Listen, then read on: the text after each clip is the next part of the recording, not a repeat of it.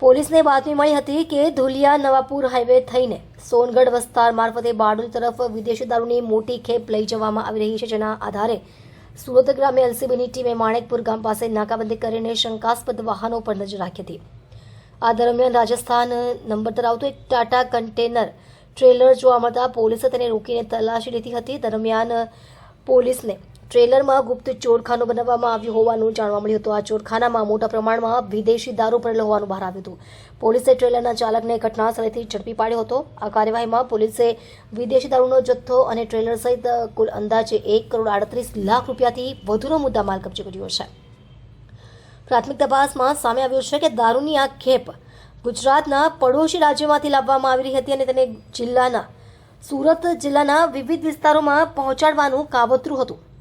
પોલીસે દારૂની હેરાફેરી સામેની આ કાર્યવાહીને મહત્વપૂર્ણ ગણાવી છે। હાલમાં પોલીસે ટ્રેલર ચાલકની અટકાયત કરીને તેની પૂછપરછ શરૂ કરી છે, તેમજ આ ગેરકાયદેસર દારૂની હેરાફેરી સાથે સંકળાયેલ અન્ય લોકો વિશે માહિતી એકત્ર કરવામાં આવી રહી છે। સુરત ગ્રામ્ય પોલીસ દ્વારા સમગ્ર મામલે વધુ તપાસ હાથ ધરવામાં આવી છે।